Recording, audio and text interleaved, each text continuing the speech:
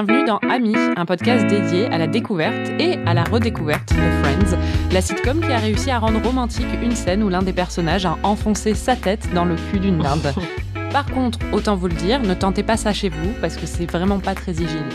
Salut, moi c'est Anaïs. J'avais 7 ans quand Friends a commencé à être diffusé sur France 2, 12 ans quand j'ai regardé un épisode en VO pendant un voyage de classe à Londres, alors bon, j'ai pas trop compris ce qui se passait, et 30 ans lorsque j'ai décidé qu'il était enfin temps de me renseigner sur cette série, parce que contrairement à Jennifer Aniston et David Schwimmer, je n'ai pas un très bon sens du timing. Et moi, c'est Marie, j'avais 9 ans quand j'ai commencé à regarder la série, et 32 ans quand j'ai enfin convaincu Anaïs de s'y mettre.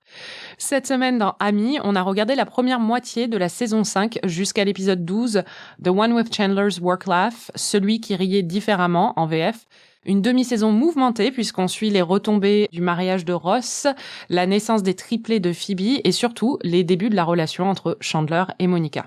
Mais avant de parler de tout ça, Anaïs, tu voulais parler de quelque chose que tu as remarqué dans les retours des auditeurs. Oui, en fait, ce qui me surprend vraiment de semaine en semaine quand je partage un peu mes impressions et quand je discute avec d'autres personnes sur Internet ou en direct, ça arrive encore de temps en temps, c'est que je peux parler de n'importe quoi. Je peux dire, j'ai vu le moment où, je sais pas, Phoebe a un pull vert et tout le monde me fait « Ah bah oui, évidemment, c'est dans la saison 3 ».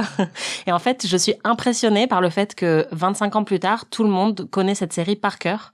Ou moi, enfin, je pense qu'à part Buffy, la plupart des séries même que j'adore et que j'ai vues plusieurs fois, si tu me parles d'une scène un peu random comme ça au pif, je vais pas tout de suite me dire ah bah oui, je vois évidemment de quoi t'es en train de me parler. Et avec Friends, j'ai l'impression que chaque seconde de cette série est devenue culte à un point où enfin ça a intégré l'inconscient collectif et les gens sont capables de repérer de quoi je suis en train de parler à n'importe quel moment. Juste quand je dis enfin voilà, j'ai vu l'épisode du pantalon, tout le monde sait ce que je veux dire quoi. Je pense que déjà à l'époque où on regardait sur France 2 à l'heure du goûter, c'était diffusé tous les soirs en fait et il y avait pas assez d'épisodes pour tenir sur la longueur pour diffuser la série tous les soirs de l'année pendant des années.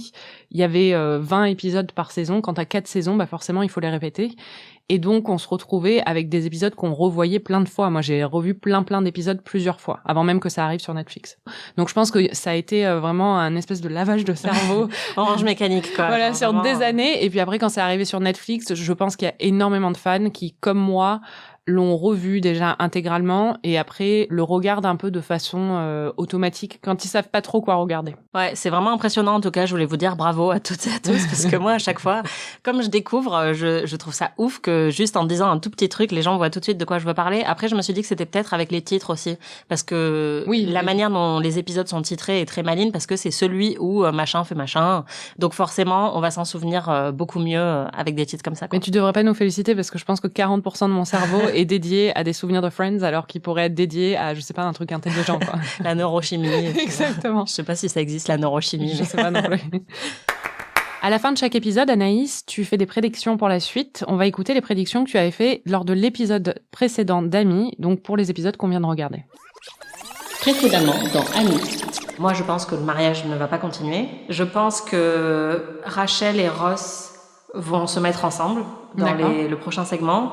Et je pense que les amis vont pas découvrir tout de suite que Monica et Chandler sont en couple. Je pense qu'ils vont essayer de le cacher pendant un certain temps.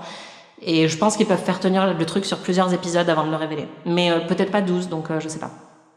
Sur ce qui est de Ross et Rachel, t'avais un peu tout faux. Ouais. Mais par contre, sur ce qui est de Chandler et Monica, bravo, quoi. Ouais, je suis trop forte.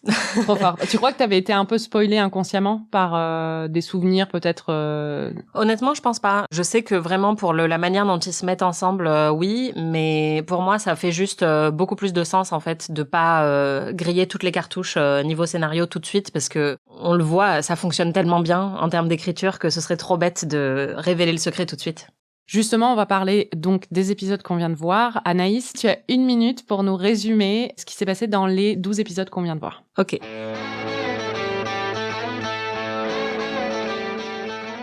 Monica et Chandler continuent leur relation en secret, mais ils sont cock-blocked par tous les autres amis, surtout au mariage de Ross. Phoebe accouche de ses triplés et il y en a un qui s'appelle Chandler, mais en fait c'est une fille. Joey a des calculs rénaux, très important. Phoebe découvre que le Père Noël n'existe pas. Rachel sort avec un Yeti jusqu'au moment où elle réalise qu'il a une relation très proche avec sa sœur. Et là, j'avais juste envie de dire « Twincest !» Ross est hyper vénère parce que quelqu'un a mangé son sandwich et je me suis beaucoup identifiée à lui. Je comprends parfaitement sa lutte. Et très important, les cheveux de Ross vivent vraiment leur propre aventure pendant ces 12 épisodes. C'était assez incroyable, d'un épisode à l'autre. On avait des belles vaguelettes un peu contrôlées avec de gel. Après, il a un mulet. Après, il est totalement décoiffé. Enfin, j'ai pas compris ce qui s'est passé, mais waouh, c'était impressionnant. Et enfin, juste rest in peace, le Pooh, le chien de Rachel, qui est mort dans un accident tragique. J'avais oublié.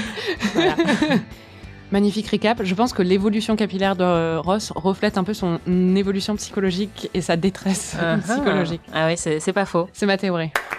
Bon, le cœur de ces épisodes, tu l'as dit, c'est vraiment la toute nouvelle relation entre Monica et Chandler. Ils décident dans un premier temps que ce qui s'est passé à Londres restera à Londres, comme on dit avec Las Vegas, tu vois, avant de finalement entamer une relation clandestine, cachée de tous les autres amis. Et c'est vrai qu'en fait, ces espèces de revirements et le fait que c'est caché et qu'on sait pas vraiment s'ils vont se mettre ensemble, ça reflète un peu les hésitations des scénaristes à l'époque, qui étaient pas vraiment sûrs s'ils voulaient faire de Monica et Chandler un couple sur le long terme.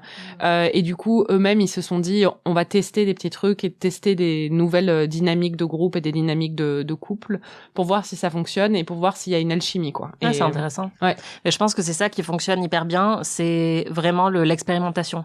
Moi, ce que j'ai apprécié, c'est que ça renouvelle un peu l'intrigue. Comme tu disais dans l'épisode précédent, les scénaristes en avaient un peu marre, visiblement, des rebondissements entre Ross et Rachel.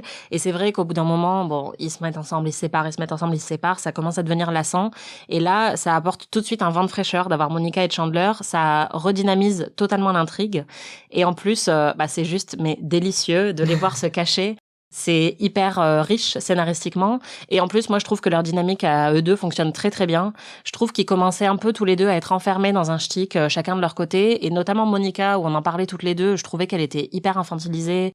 Je voyais pas trop ce qu'elle avait à faire, en fait, dans la série. Et là, ça renouvelle totalement son personnage. Je trouve qu'elle a vachement plus d'assurance et de caractère dans son rapport avec Chandler. Parce qu'il est encore plus immature qu'elle, quand même. Ouais, voilà, c'est ça. Et parce que du coup, son côté un peu contrôle fric, qui est parfois utilisé pas forcément à bon escient, je trouve, de manière comique, là, je trouve qu'il atteint vraiment tout son potentiel dans la manière dont elle essaye un peu aussi de contrôler sa relation avec Chandler, mais aussi de l'aiguiller et de lui donner des conseils. Et en fait, moi, c'est vraiment la Monica dont je me souviens des quelques épisodes que j'avais vus quand j'étais plus jeune, parce que je me souvenais vraiment, comme je t'avais dit au début, d'un couple très solide et un peu responsable. Et je trouve que là, on sent vraiment ça émerger dans le personnage de Monica, le côté responsable, pleine d'assurance, qui prend un peu les choses en main. Oui, c'est marrant parce que c'est un peu l'exact opposé de Ross et Rachel.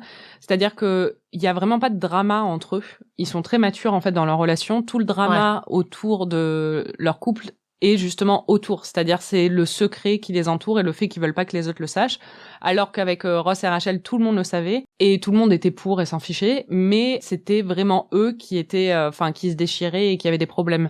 Donc c'est vraiment la dynamique est inversée avec Chandler et Monica et ça fonctionne très bien, quoi. Et d'ailleurs, le secret et la relation clandestine, ça donne lieu à des moments assez savoureux, comme la première fois où en fait Chandler embrasse Monica par erreur devant les autres et il va se mettre à embrasser Rachel et Phoebe en faisant croire que c'est un truc qu'il a adopté des coutumes européennes, et on va entendre ta réaction. Okay, gotta go to work.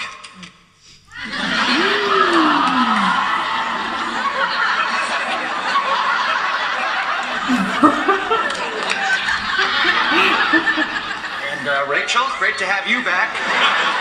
Always a pleasure.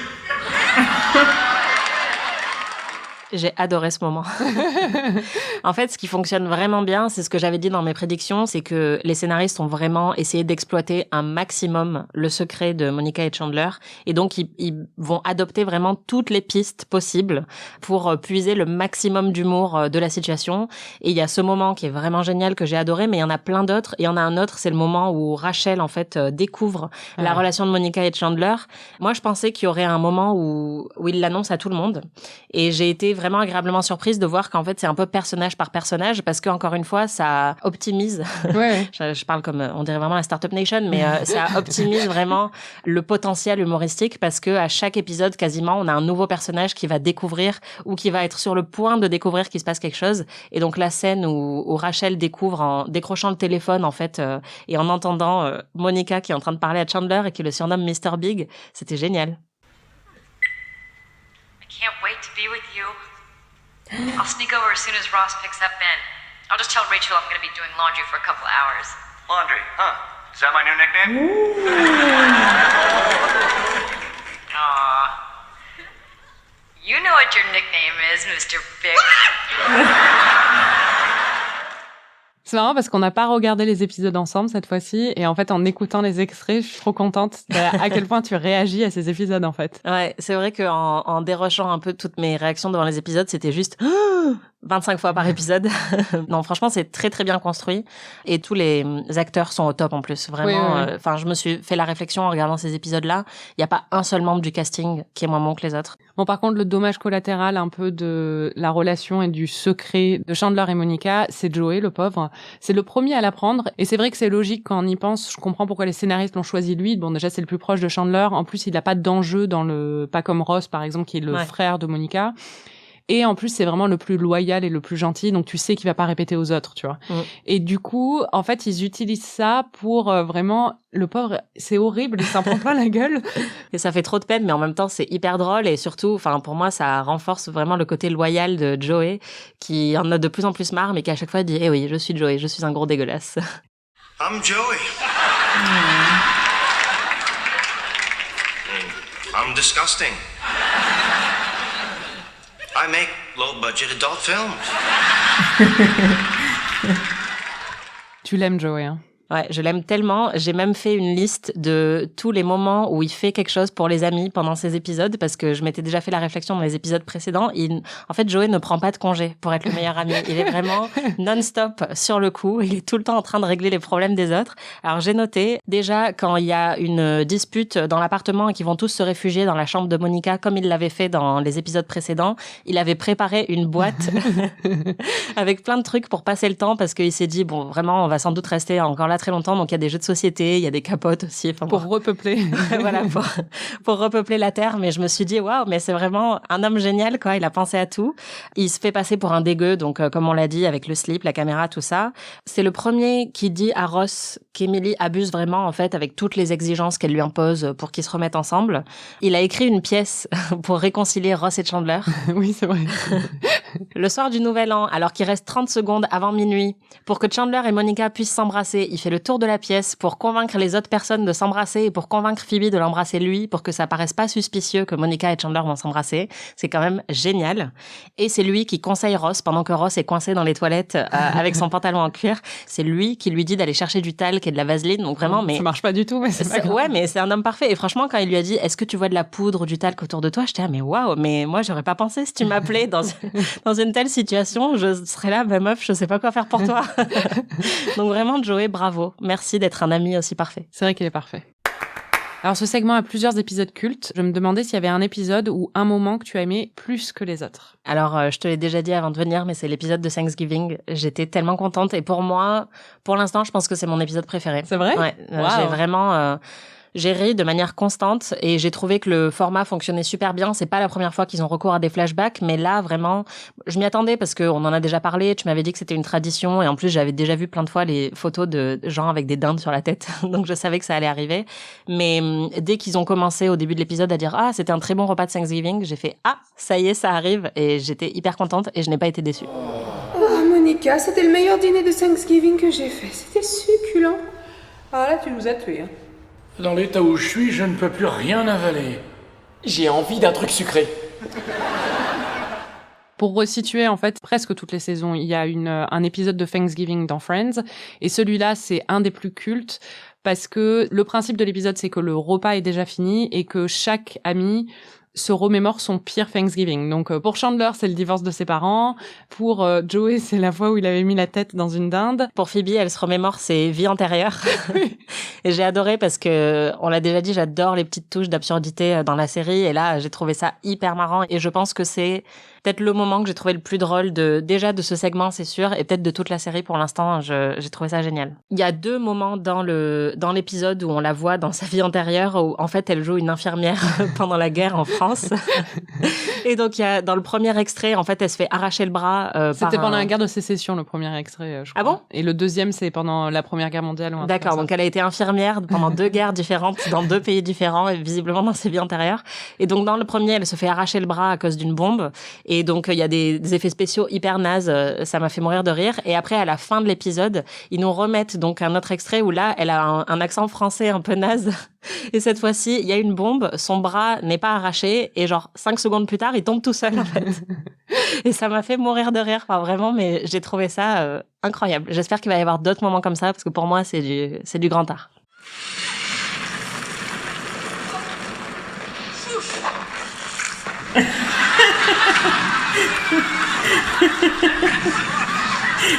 It's getting ridiculous, hein?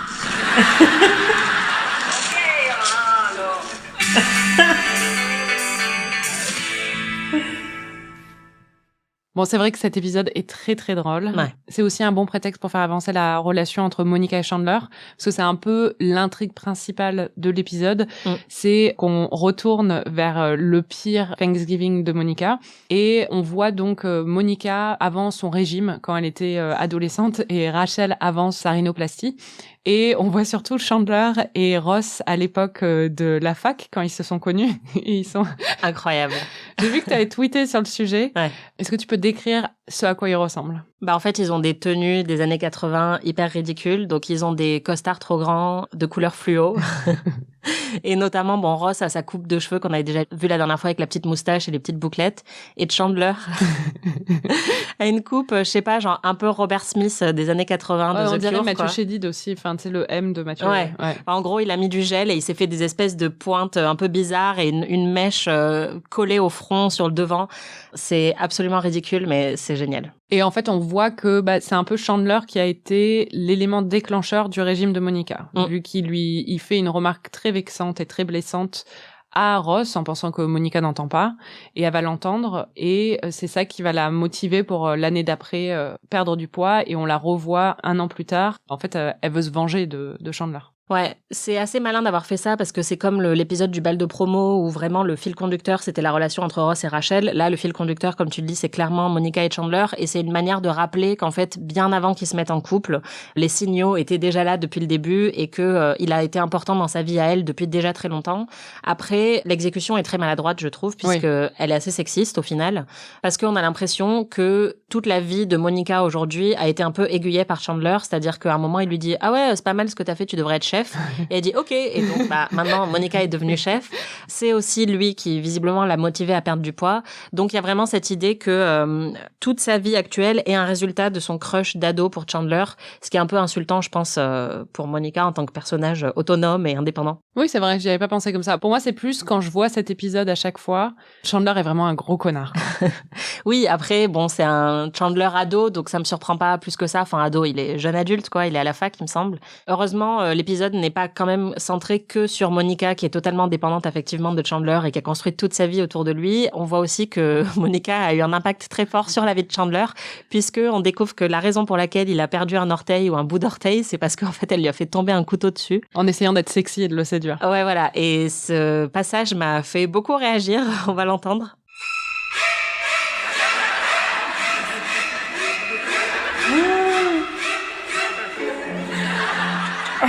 We got here, 20-year-old male. He's got a severed toe on his right foot. Tous ces échanges et tout ce retour justement en arrière sur les origines, en fait c'est l'origin story de Chandler et Monica, ça mène à un moment qui, dans un épisode qui est très très très drôle, et en fait à un moment d'émotion un peu, et dans une scène qui en plus est très marrante, c'est-à-dire que Chandler est très en colère contre Monica parce qu'il se rend compte que c'est à cause d'elle qu'il a plus d'orteils, et Monica, pour se faire pardonner, arrive avec une dinde sur la tête, elle met un petit chapeau et des lunettes dessus, elle commence à danser. Et sa réaction à lui, c'est qu'il va lui dire je t'aime pour la première fois. Ouais. Et elle le voit pas en plus. C'était incroyable. Ça aimait. C'était trop bien. Ouais. You are so great. I love you.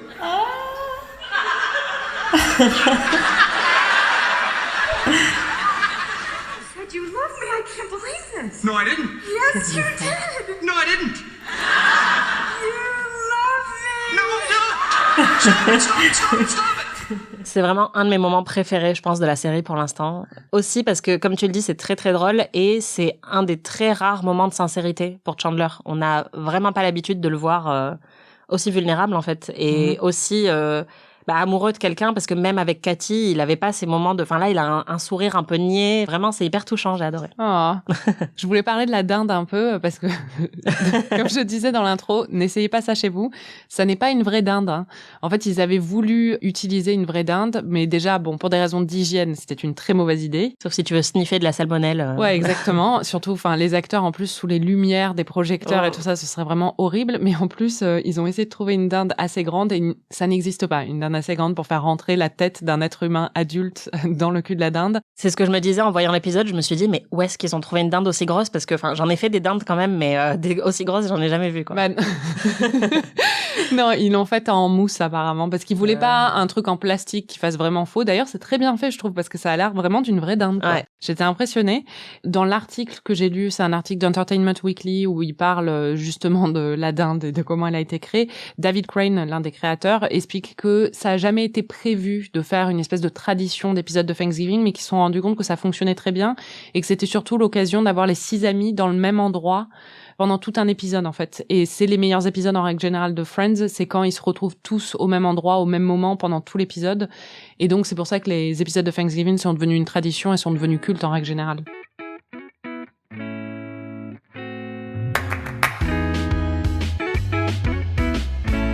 Pour cette demi-saison, c'est aussi les retombées quand même du mariage de Ross, parce que c'était ça le cliffhanger de la fin de la saison précédente. Tu pensais qu'ils allaient pas se marier, Ross et Emily. Ils se sont mariés quand même, mais ils divorcent immédiatement. D'ailleurs, à un moment, il dit « Je vais me retrouver 2 fois divorcé avant mes 30 ans. » Et dans mes enregistrements, à un moment, je dis « Mais il a quel âge ?» Il a 29 ans. Ouais. Franchement, le pauvre, quoi. C'est clair. Mais en même temps, te marie pas avec une meuf au bout de 6 semaines et peut-être que t'auras pas ce problème, tu vois. Ouais, c'est clair. Et on apprend aussi que ça fait 72 jours qu'ils se connaissent. Et vraiment, j'avais envie de dire, mais... Oui, quand il envoie 72 roses pour 72 jours qu'on se connaît, j'étais là, mais en fait, ça devrait t'indiquer pourquoi vous devriez pas être ensemble, quoi. Ouais, c'est clair. Après, pour moi, je pense que Emily, en fait, va lui imposer de plus en plus de restrictions où elle lui dit, tu ne peux plus voir Rachel.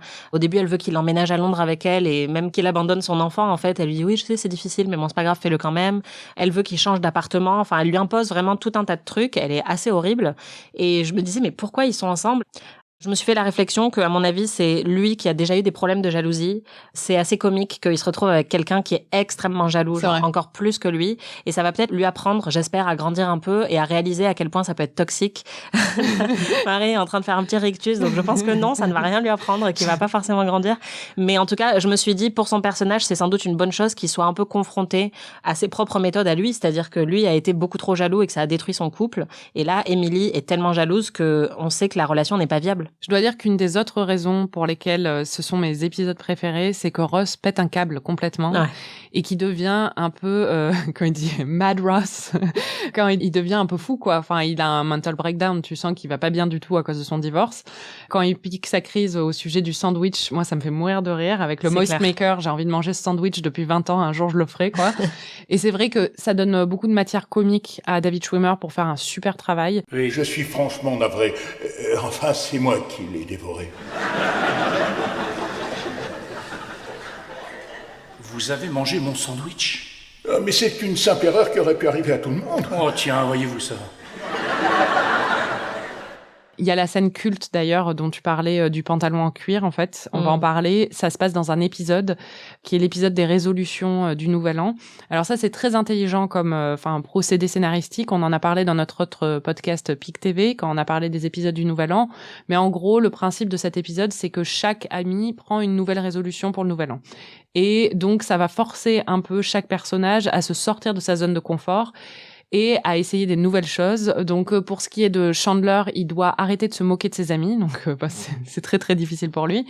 Rachel doit arrêter de raconter des potins et des ragots. Et c'est d'ailleurs dans cet épisode qu'elle va apprendre l'existence de la relation entre Monica et Chandler. Donc, ça va être très dur pour elle de garder ça pour elle. Et il y a Ross qui décide, en fait, d'essayer quelque chose de nouveau tous les jours.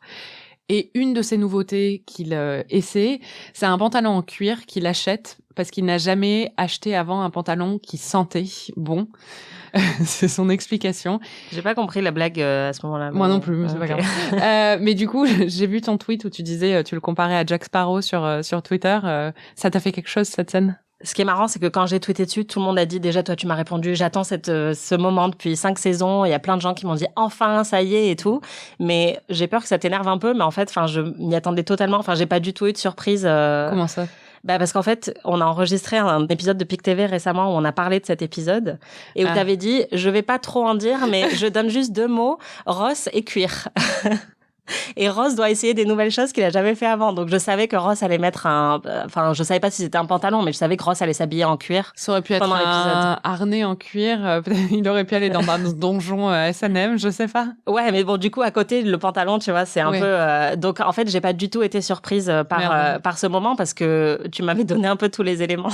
Je suis désolée. Vraiment, je pense que tu sous-estimes ma capacité à comprendre. C'est vrai que tu fais des connexions assez évidentes. En fait. Mais oui, non, parce que je me doutais bien que c'était pas genre tout le gag, c'était pas qu'il allait avoir un carnet relié en cuir. Enfin, tu vois, que ça allait être un peu un vêtement. Et donc d'ailleurs, je me suis enregistrée à ce moment-là et vous allez l'entendre au début, j'ai une très grosse réaction, mais en fait, c'est pas du tout par rapport à son pantalon, c'est parce que je trouve que la coupe de cheveux de Ben, son fils, est totalement atroce. Hi. Ross is wearing leather pants. Donc, il a fallu que Chandler attire mon attention sur le sujet pour que je remarque son pantalon. Et c'est vrai, j'avoue que j'ai un peu surjoué ma réaction parce que je savais que je m'enregistrais, mais je le trouve magnifique dans ce pantalon. Bon, c'est ça que je voulais te demander parce que, en fait, je sais qu'il y a certains auditeurs nous ont dit qu'ils en avaient marre qu'on parle du cul de Ross. Je comprends. Moi aussi. Mais vraiment, ce moment, en fait, je l'attends à cause de ça parce que c'est vrai que ce pantalon, on le met vraiment en valeur. Pour le coup, même moi, là, j'avais remarqué qu'il avait de très belles fesses. Non, il est magnifique. Et puis même, juste, il est très, très grand, David Schwimmer. Et là, ça c'est montre... un grand garçon. Ouais, il porte tout le temps des vêtements qui sont trop grands pour lui et qui le tassent un peu. Et là, juste, on se rend compte à quel point il est très, très bien foutu. Et vraiment, je suis désolée, mais c'est une belle plante, quoi. Et le fait que vous soyez tous dans le déni à ce point-là me rend dingue. Je comprends pas pourquoi les gens refusent de voir que juste David Schwimmer est pas mal, quoi. Après, je suis d'accord, c'est pas Brad Pitt, c'est pas un sex symbole, mais il est vraiment pas mal. Ce pantalon en cuir, il va être l'objet d'une scène absolument cultissime de Friends.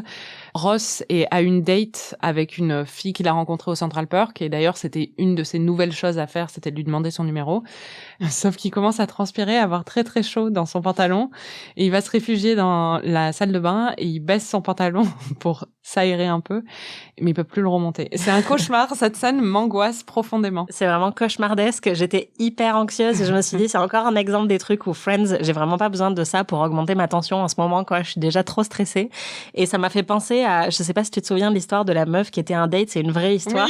Oui, où elle avait mis ses excréments dans son sac à main parce que pour pas boucher les toilettes et qu'après elle était à son date avec juste son sac à main rempli de merde. C'est vraiment une des histoires les plus drôles du 21e siècle. Et donc là, cette aventure de Ross m'a fait penser à ça. Donc je me suis dit, franchement, ça pourrait être pire, quoi. C'est vrai que ça pourrait être pire.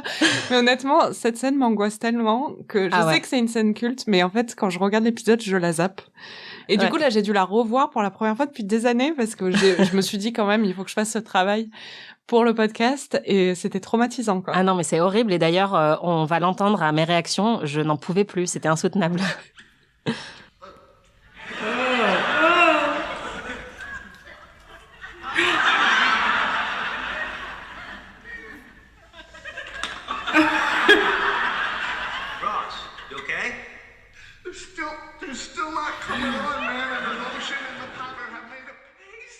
C'est vrai que cette scène est vraiment hyper angoissante. Après, comme tu le disais, pour moi, il y a vraiment une destruction de Ross. On en parlait dans l'épisode précédent avec la destruction de Rachel. Ça fonctionne très, très bien. C'est hyper jouissif de voir un personnage vraiment poussé dans ses retranchements et surtout quand c'est un personnage qui est plutôt connu pour être prétentieux, en fait, ou pour être un peu condescendant avec les autres, où là, il se retrouve, mais totalement perdu. Même Janice n'en peut plus de lui. Donc, c'est dire à quel point il est insupportable. Et encore une fois, je trouve que c'est très malin de la part des scénaristes de le faire redescendre de 2 ou 3 niveaux et de détruire totalement tout ce qu'il a construit depuis plusieurs saisons, quoi. Ouais, il est tellement chaotique dans ces épisodes. Ouais.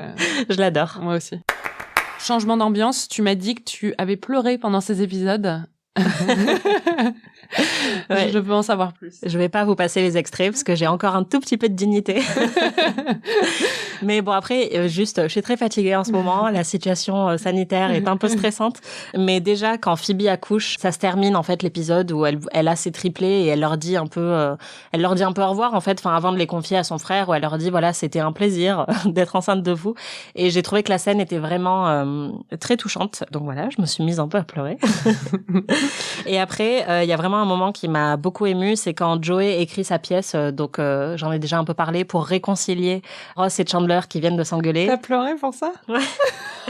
Bah en fait, parce que donc il leur fait jouer un rôle où chacun dit je suis désolé à l'autre, ce qui est déjà très touchant et très pur et très Joey. Et en fait, ce qui m'a vraiment fait pleurer, c'est quand après il dit bah attendez, j'ai pas fini, il y a aussi mon personnage qui arrive. Et là il dit je voulais vous dire à chacun de vous merci à Ross de m'avoir soutenu et de pas avoir lâché, et merci à Chandler d'avoir inventé le fireball ou je sais pas quoi. Donc c'est très drôle, mais ça m'a vraiment beaucoup émue. Enfin en fait j'aime les moments de pureté amicale entre eux, quand il y a pas de tension et quand personne n'est coincé dans les toilettes. Donc ouais, c'était vraiment parfait. Oh. I am sorry, Chandler. I am sorry, Ross. A handsome man enters. Hey! Go on, guys, I don't know what you two are talking about, but I would just like to say thanks to both of you. You wouldn't let me give up on myself. And you co-created Fireball. On passe au meilleur ami. Chaque semaine, Anaïs, on sélectionne le meilleur ami des épisodes qu'on vient de voir. Qui est ton meilleur ami ou ton MVP des épisodes qu'on vient de voir? Bon, vous l'aurez compris, mon meilleur ami, c'est Joey, mais c'est un peu ça toutes les semaines. Mon MVP, c'est la mère d'Emily, qui, après le mariage un peu foiré, dit à Ross qu'elle est triste que ça n'ait pas fonctionné entre lui et sa fille, parce qu'elle le trouve absolument délicieux. Et elle commence à l'objectifier, et je me suis vachement identifiée à la mère de Ross. Donc voilà, encore une fois, je ne suis pas la seule. Il y a aussi d'autres Ross stan. C'est qui, toi, ton MVP? Moi, c'est Janice, le retour de Janice, qui, en plus, est devenue... Ce qui est très drôle, c'est ce que tu disais, c'est qu'en fait, elle n'en peut plus du whining, des plaintes de Ross, alors que c'est Janice qui est connue pour ses complaintes et sa voix vraiment hyper crispante. Mm. Du coup, c'est une très bonne apparition de Janice, en plus, qui renouvelle un peu le personnage, parce qu'elle est plus là à travers Chandler et sa relation avec Chandler, qu'elle croit toujours au Yémen d'ailleurs, mais à travers sa relation avec Ross. Et ce que j'adore, c'est quand elle dit à Joey il n'en reste plus qu'un sur les trois. C'est clair, j'ai hâte. J'ai hâte que ce moment arrive. Non, mais c'est vraiment le signe que Ross a touché le fond, quoi. Oui, clairement. Qui dit meilleur ami dit gros loser. Qui est le gros loser de ces épisodes? Ah bah si je pouvais en exclure un, ce serait Doug, le patron de Chandler. Ah oui, qui est insupportable. Mais vraiment, à chaque fois qu'il est là, j'ai envie de me flinguer, quoi. C'est celui qui lui tapait sur les fesses aussi. Ouais, voilà, c'est celui qui harcèle sexuellement Chandler, qui fait des remarques hyper désobligeantes à Monica, enfin qui est juste horrible avec tout le monde et qui fait des blagues de merde, et Chandler se force à rire à ses blagues, et le seul moment où il rit pas, il lui dit « Bah alors Chandler, j'ai fait une blague, pourquoi vous riez pas ?» Enfin vraiment juste, c'est l'enfer sur terre, quoi. Ce serait un excellent personnage de The Good Place, oui. Tu sais, qui travaillerait pour l'enfer, quoi, littéralement. Oui, c'est vrai. On passe aux prédictions. Anaïs, que penses-tu qu'il va se passer dans les épisodes suivants? Je suis curieuse aussi de savoir ce que tu vas prédire pour l'évolution du couple Chandler et Monica. En ce qui concerne l'évolution de Chandler et Monica, j'ai un peu peur en fait qu'ils deviennent boring au bout d'un moment, parce qu'ils vont justement représenter la stabilité, comme tu l'as dit, et donc j'ai peur que ça devienne moins intéressant au fil des saisons. Je pense que là, ça va encore être très divertissant, parce que c'est un peu le pic de ce que j'ai compris de leur relation. En fait, j'ai peur qu'ils aient des intrigues un peu plus sérieuses sur le développement de leur couple, et je les aime bien en tant que couple comique. Donc j'ai pas envie forcément qu'ils soient plus développés que ça, mais bon, on verra. Et pour les épisodes suivants? Alors, en ce qui concerne mes prédictions, clairement, il reste plus que Ross et Phoebe qui ne savent pas que Chandler et Monica sont en couple. Ouais. Je pense, du coup, que tu m'as dit que le prochain segment, ça allait crescendo, et que ton épisode préféré, c'était un peu le point culminant de quelque chose. Donc, je pense que le point culminant concerne la révélation du couple de Monica et Chandler. Elle est en train de fumer par les narines, là. Je pense que ce qui va se passer, c'est que Phoebe va la prendre, encore séparément. Et je pense que tout le potentiel dramatique tourne autour de Ross, puisqu'ils ont déjà fait plusieurs allusions au fait que comme c'est le frère de Monica, que ce serait vraiment inacceptable, ou en tout cas que ce serait un énorme choc pour lui d'apprendre que sa sœur sort avec Chandler.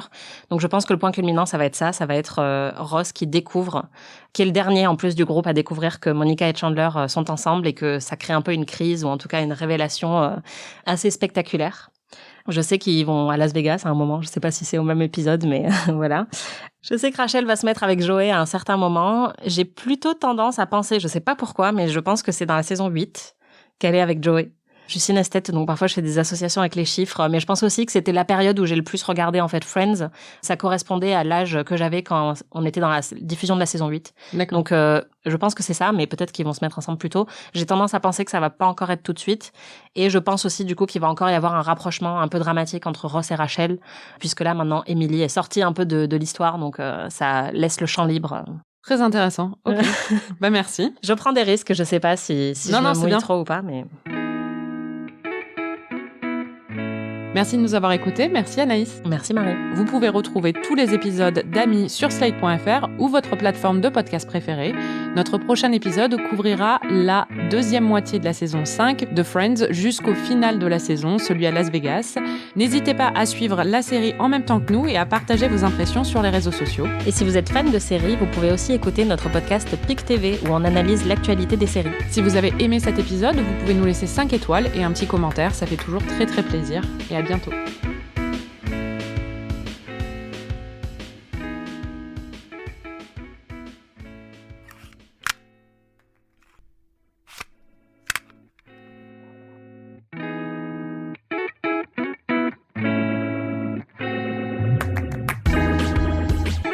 Anaïs, chaque semaine, tu prends des notes pendant le visionnage. Quelles sont les notes que tu as prises cette fois-ci ? Alors déjà, preuve de mon amour inconditionnel pour Joey, j'ai vu qu'à 3 endroits différents de mes notes, j'avais écrit exactement la même chose, qui est « Matt Leblanc est exceptionnel ». Je sais même plus pourquoi, mais visiblement, ça m'a vraiment marqué. J'étais hyper contente du retour de Janice. Je suis trop contente qu'elle apparaisse à chaque fois. Et du coup, j'ai écrit « Too fast to Janice ». J'attends avec impatience Janice Tokyo Drift.